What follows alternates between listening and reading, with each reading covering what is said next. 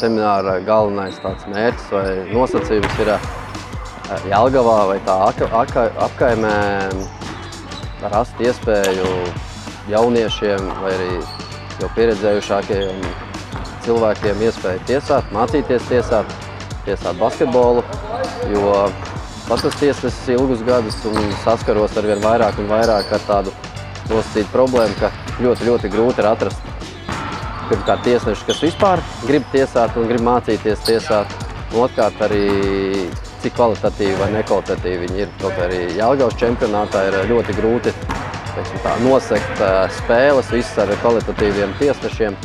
Līdz ar to tas galvenais mērķis ir rast jauniešos tādu iespēju vai tādu motivāciju, ka viņi to var, spēj. Un tas, teiksim, man tas ir tāda liela sirdslieta. Es domāju, jauniešos arī radīt to motivāciju, ka viņi to var, ka tas ir sports.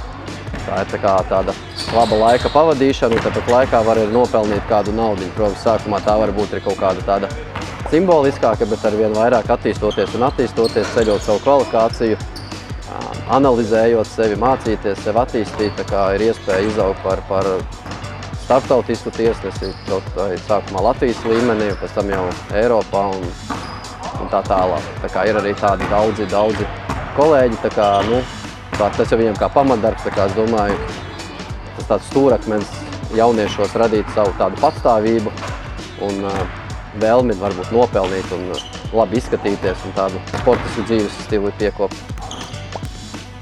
Šogad mums ir, sākot no janvāra, ir 17 nodarbības bijušas.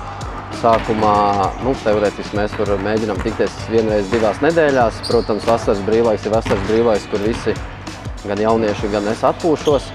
Uzņemam spēkus jaunai sezonai, bet tā pamatdoma ir, mums viss sākās ar tādām, ar programmas tā kā iepazīšanu. Ar iepazīšanu es ar sevi iepazīstināju, kas tāds esmu, ko es māku, ko es daru. Un tā kā likām klāt, no sākuma bija vairāk teorijas, bija kā tiesāt, kur skatīties, ko darīt, vispār, teiksim, tādas pamatlietas. Tad mēs lēnām sākām nākt zālē, laukumā. Mums bija arī tādi, teiksim, individuāli, nosacīti treniņi, kad mēs metām bumbas un atstrādājām žestus, numurus, simbolus. Viss, kas ir nepieciešams pamatlietas tiesāšanai. Un sapratu, ka tā praktiskās nodarbības ir ļoti svarīgas un noderīgas, jo teorija ir viens, kad visi man sēž un krata galvu, jā, es māku, es zinu, bet uznākot laukumā, tur ir pavisam cita aina, līdz ar to mēs piekopi pēdējā laikā, teiksim, tādas vairāk tās praktiskās nodarbības, kuras mēs arī paralēli filmējam, pēc tam analizējam, teiksim, lai redz, kā izskatās no malas.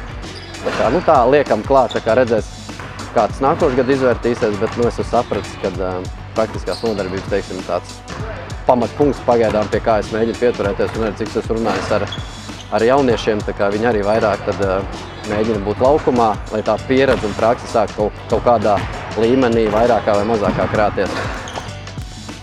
Jā, ir turpināsies. Es jau esmu uzrunājis ar Jelgavas sporta skolu, sporta centru, ka ir apstiprināts, teiksim, tās telpas un viss tas budžets arī uz nākošo 24. gadu. Tā kā, jā, liels paldies par iespēju izmantot semināru telpas, konferenču telpas, tā arī sporta zāli.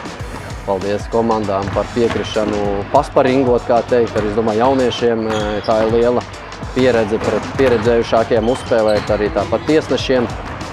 Nav jātiesā jaunieši, bet jau, teiksim, tādi studenti vai, teiksim, jau vīri, tā kā teikt, tad tās spēles ir fiziskākas, atlētiskākas, ja, tā kā es domāju, viņiem arī liels prieks gandarījums, un es redzu viņi acīs, ka viņi tā kā tādu lielu prieku to dara un mēģina tikt klāt, neko nepazaudēt, neko nejust, nezaudēt, tā kā iesim uz priekšu un attīstīsimies, jā.